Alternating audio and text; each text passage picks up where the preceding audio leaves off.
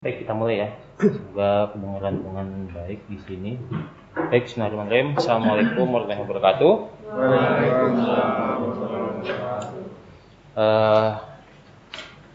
Selamat pagi pada teman-teman sekalian yang sudah hadir ya pada kelas endapan mineral hari ini ya.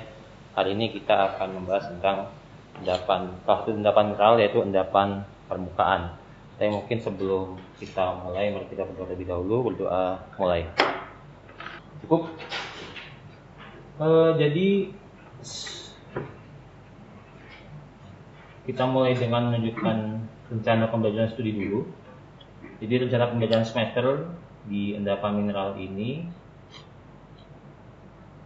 Di sini teknik geologi memiliki beberapa CPL ya yang harus dipenuhi oleh para mahasiswanya. Salah satunya adalah CPL 6 di sini. Di sini ya. CPL 6 di sini mampu menyelesaikan rumusan teknik geologi yang kompleks secara sistematis dan inovatif. Itu adalah capaian pembelajaran lulusan yang dititipkan ke mata kuliah endapan mineral. Ada beberapa capaian mata kuliah yang ingin dicapai di mata kuliah ini ya. Ada dua, yaitu mahasiswa mampu mengumpulkan dan mengolah data informasi geologi untuk mengidentifikasi permasalahan pada berbagai tipe endapan mineral. Jadi kita fokusnya di sini adalah mengetahui bagaimana cara dapat informasi untuk membedakan berbagai macam tipe endapan mineral. Lalu yang kedua yaitu mampu merancang dan menerapkan prinsip geologi dalam menyelesaikan permasalahan keteknikan di bidang sumber daya mineral. Jadi setelah dapat datanya, lalu kalian pikir bagaimana sih menganalisisnya, bagaimana nanti kalian berpikir, oh dari data yang saya miliki saya akan melakukan eksplorasi seperti apa, tergantung dari komoditas yang ada. Seperti itu. Lalu dari dua capaian pembelajaran mata kuliah ini atau CPMK dijabarkan kembali menjadi 3 sub CPMK. Jadi kita 3 bahasan besar yang ada di sini ya. Jadi CPMK 1 tadi yang CPMK 1 ini itu dipecah menjadi 2 sub CPMK.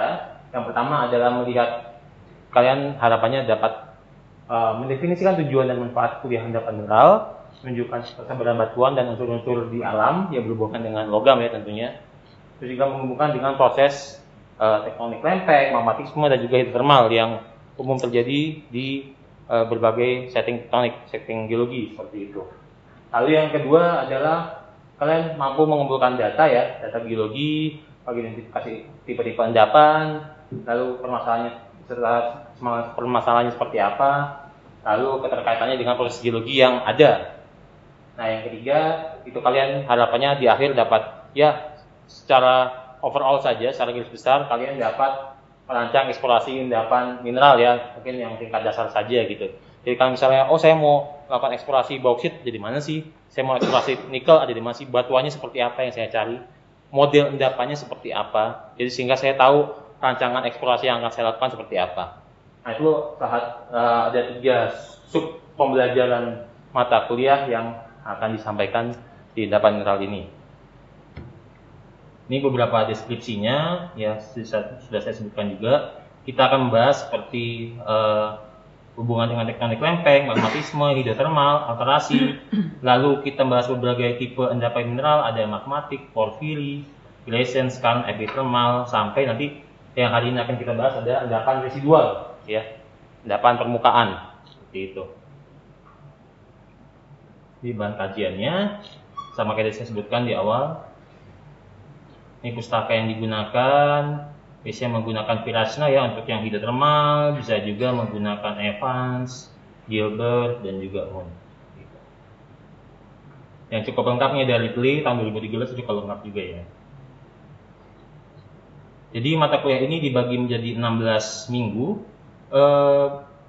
Jadi dibagi tadi ada 3 sub CPMK.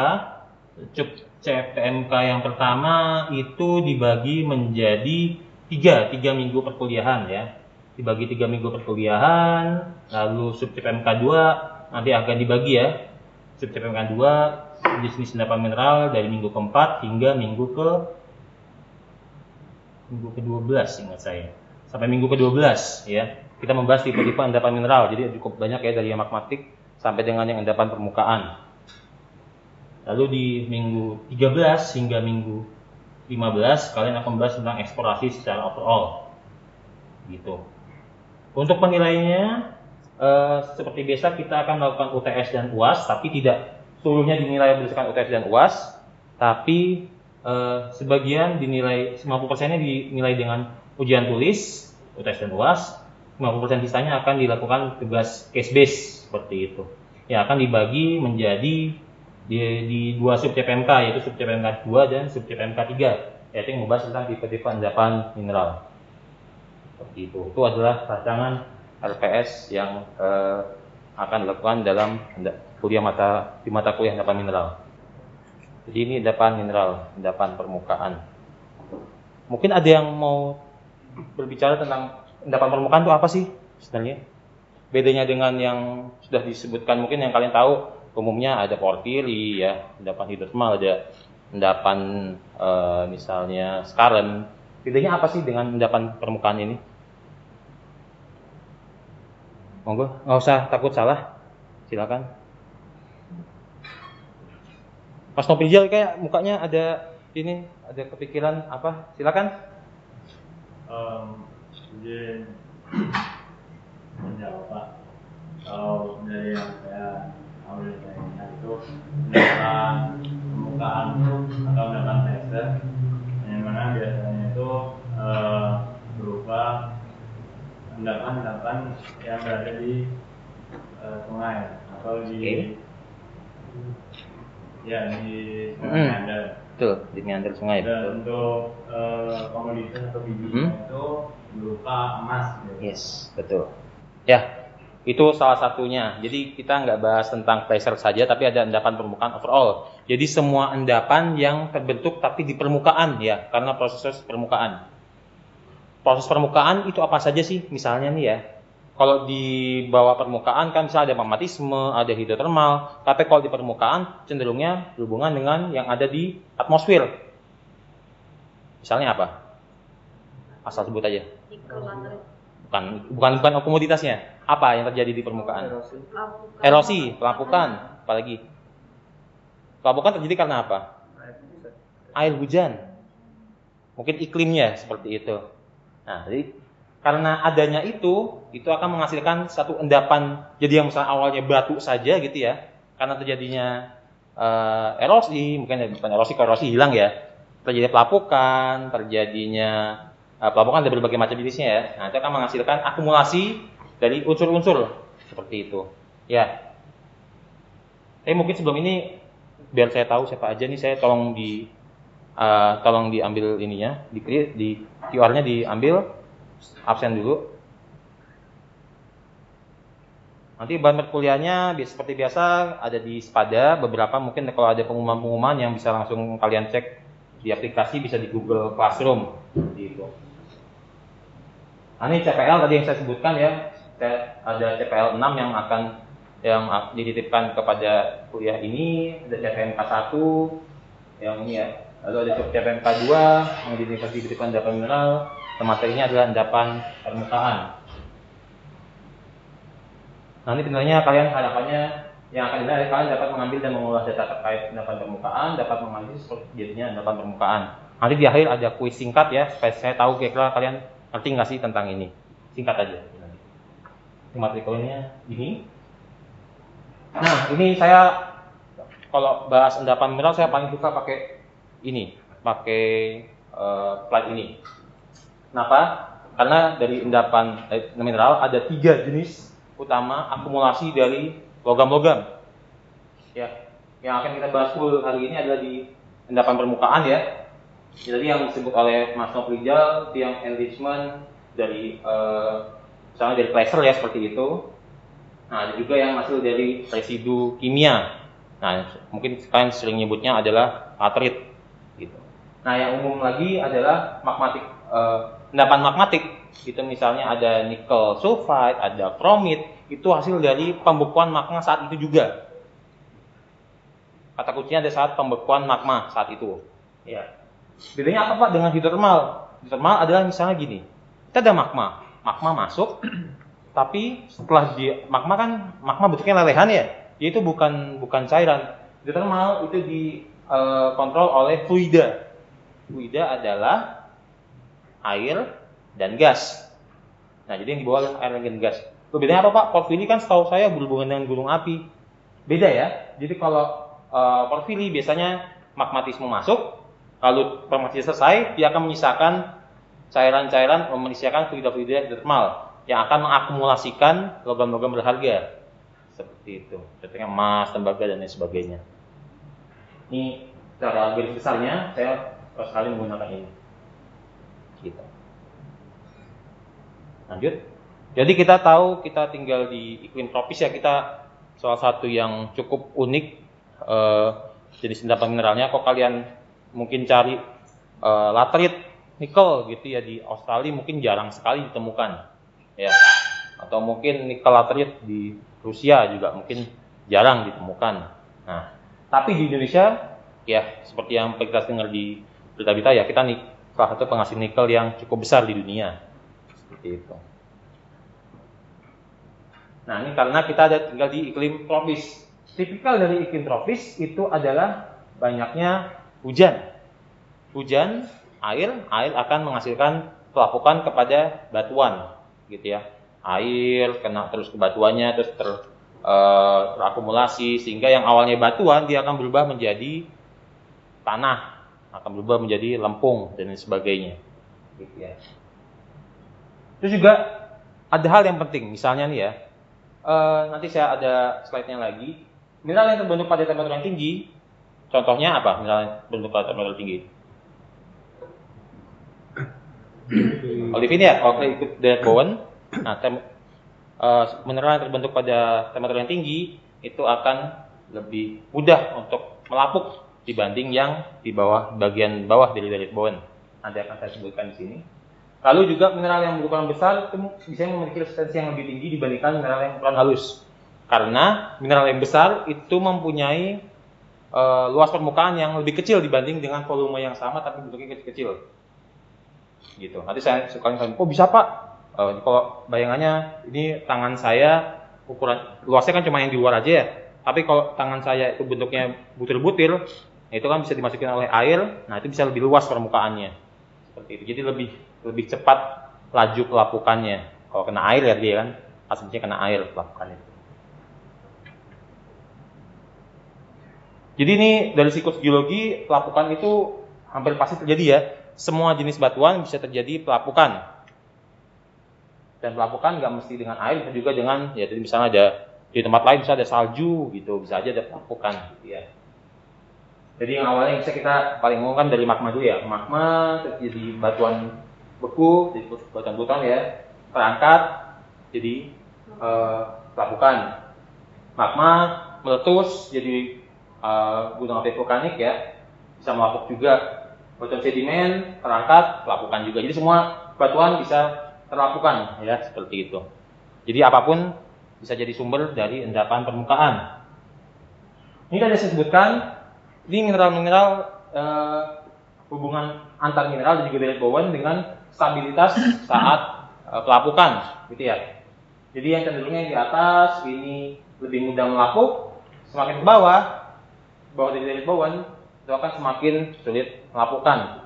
Jadi saat temperatur kristalisasinya rendah, dia akan lebih stabil, gitu ya. Ini juga beberapa elemen yang berhubungan dengan mineral-mineral di Derek Bowen. Jadi ini misalnya ada pelapukan jadi karena air itu nggak mesti air dari meteorit ya, juga air tanah. Jadi yang air di bawah topografi itu cenderung terdapat pada kedalaman yang maksimal, sehingga air hujan sebagai agen untuk pelapukan kimia masuk ke dalam tanah, menempuh jarak yang cukup panjang, sehingga nanti akan membawa beberapa unsur-unsur ya. Macam-macam, ada yang unsurnya terbawa semua, ada yang dia terbawa hanya sebagian, ada yang dia cenderung tidak berpindah, tidak mobile gitu ya. Ada unsur yang mobile, ada unsur yang immobile saat kena air tanah ini. Nah, ini penting, nanti kalian akan tahu akumulasi dari unsur-unsur logam ini ada di mana aja, kayak gitu ya. Nah, itu juga kalau ada kekal, ada sesar, itu akan mempermudah jalur infiltrasi yang akan mengakibatkan pelapukan. Ini secara overall aja, kontrol utamanya ada atmosfer ya, tadi ada hujan, ada mungkin binatang, ada mungkin topografi, tektonik dan sebagainya, juga biosfer, bisa tanaman ya. Kalau tanaman banyak tanamannya berarti semakin banyak infiltrasi juga. Litosfer dari jenis batuannya, apakah batuannya berpori apa enggak. Litosfer jenis airnya asam atau tidak gitu ya. Airnya semakin asam semakin mudah melapukan. Tapi kalau asam nanti akan beberapa unsur akan berbeda mobilitasnya dibanding dengan yang tidak asam gitu ya. Ini jenis pelapukan saya secara singkat aja, pelapukan fisik, biologis dan juga kimiawi. Kalau fisik tuh bayangannya ya kalau ada batu ya, batu kena hujan, pukul terus-terus, lama-lama akan pecah dia batuannya, gitu ya. Jadi ya biasanya pelapukan tuh awalnya dari segi mekanis dulu, karena bayangannya nih ada batuan masif, gimana caranya air itu masuk ke dalam batuan masif kan nggak bisa ya, nggak ada pori-porinya gitu misalnya. Nah bisa dilakukan dengan mekanis dulu sampai dia pecah. Jadi saya sebut ya, tadi yang masif itu luas permukaannya lebih kecil dibanding dengan yang sudah pecah. Luas permukaan besar. Luas permukaan itu berbanding lurus dengan laju pelapukan. Jadi semakin kecil ukuran butirnya, semakin cepat melapuknya juga. Gitu.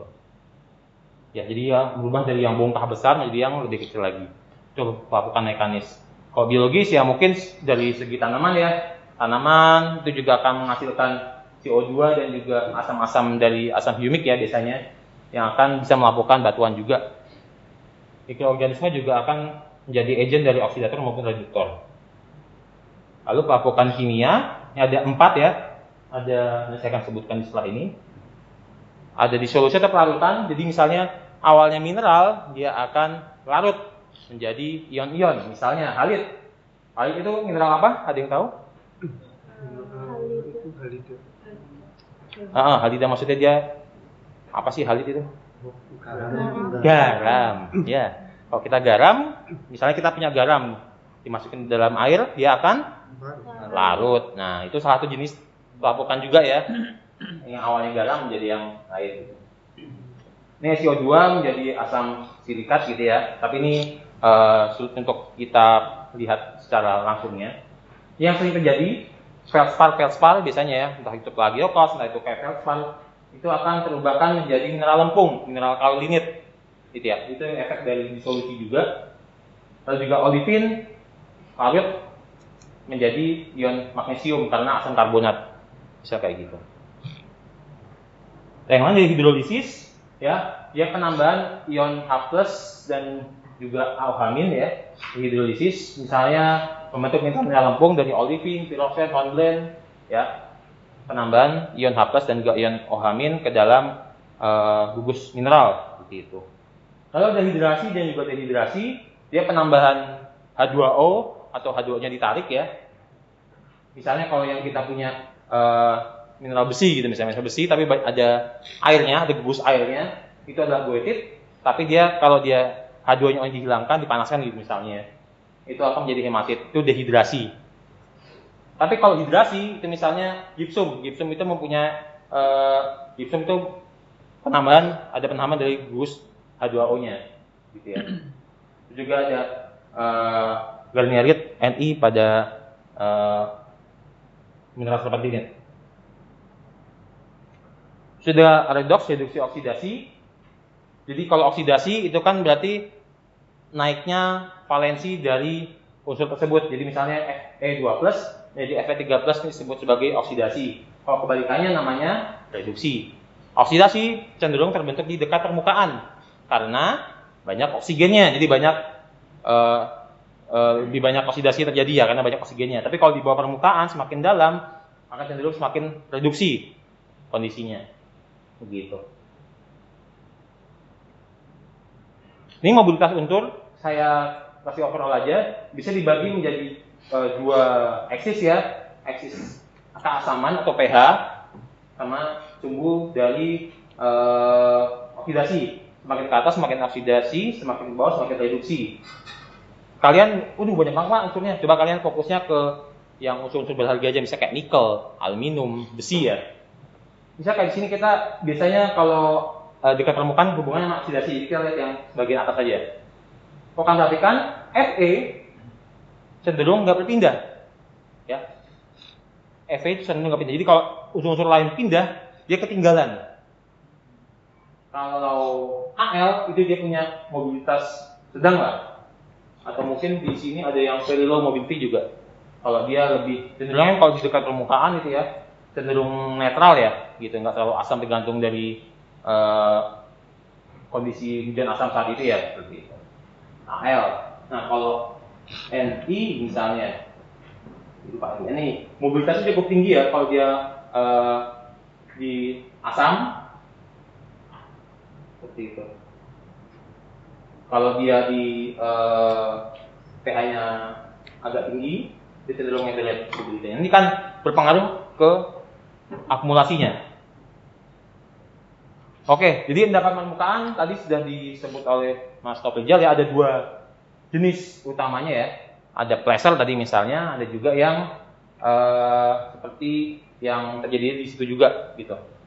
Jadi dibagi dua. Ada yang autochton dan juga ada allochton. Mungkin ada yang tahu bedanya autochton dengan allochton? Pernah dengar mungkin ya? Di sedimen, gitu tapi lupa Pak, gitu kan bisa ya. Coba Mas, apa Mas bedanya? Langsung aja. Terkait apa ya? Tadi autochthonous dan allochthonous ya. Betul. Itu terkait kayak perendapannya itu di lingkungan perendapannya atau di luar lingkungan perendapan kayak gitu.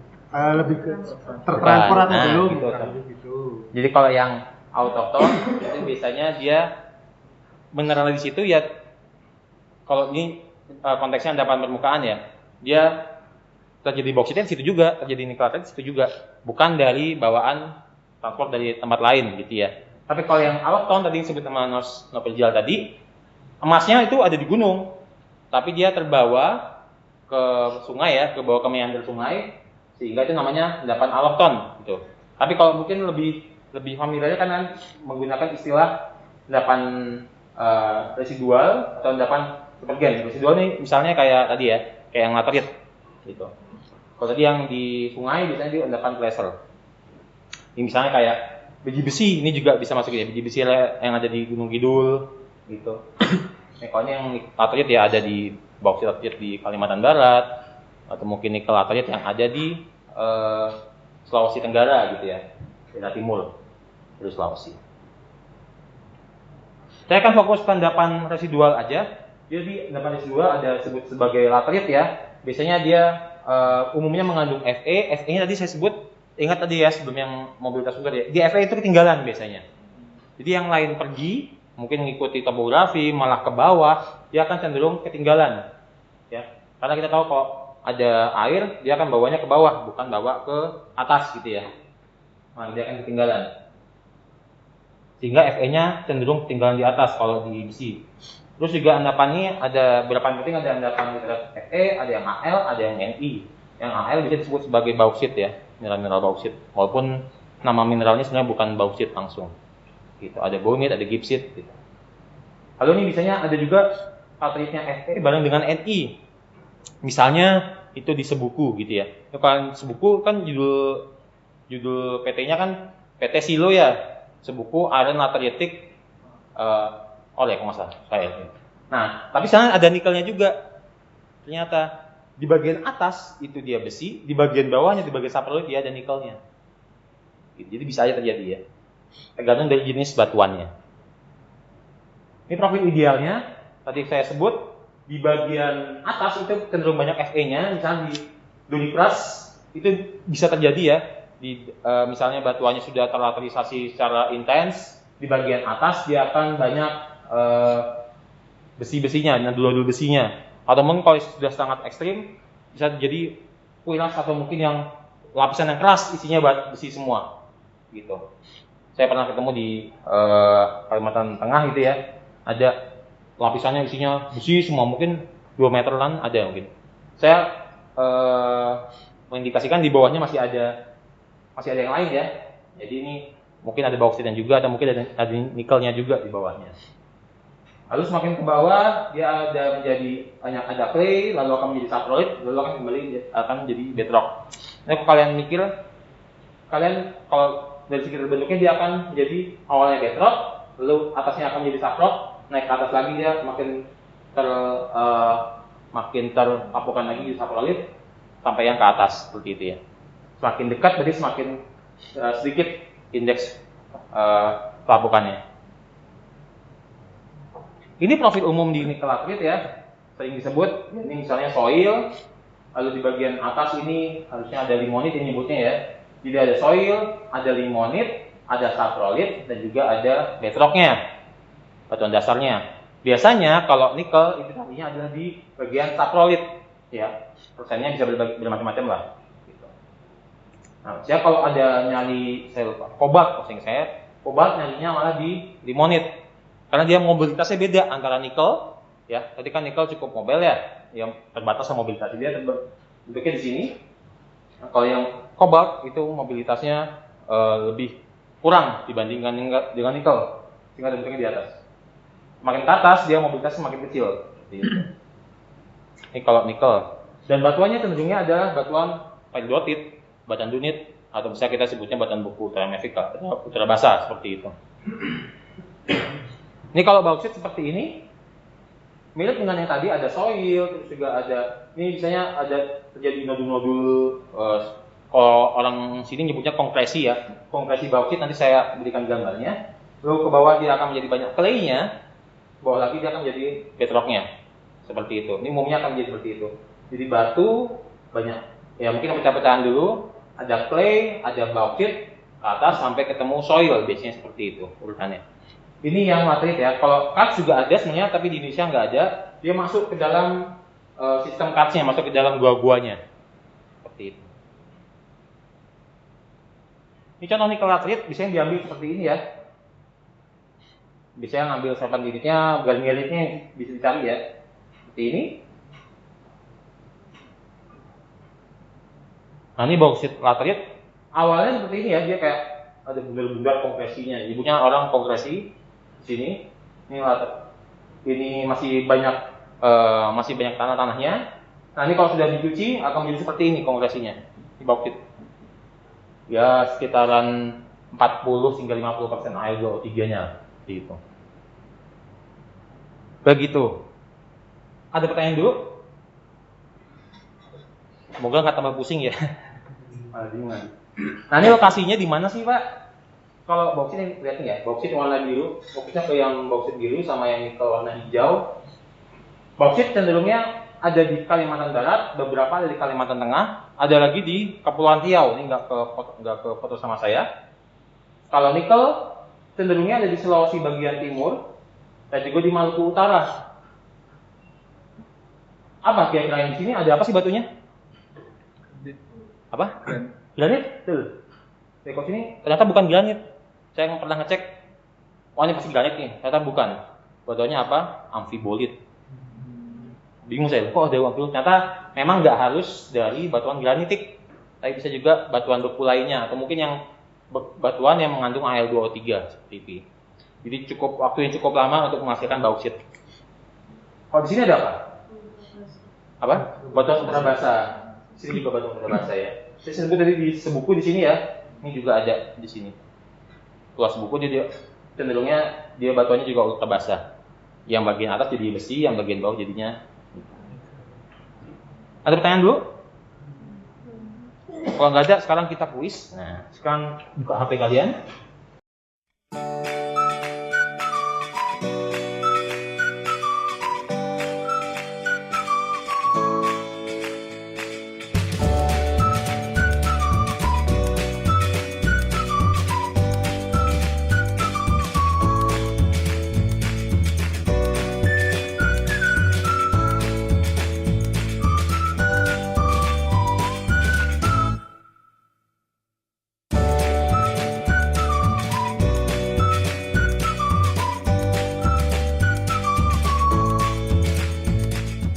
Ini silakan rekaman video ya untuk endapan-endapan yang ada di lokasi teman-teman.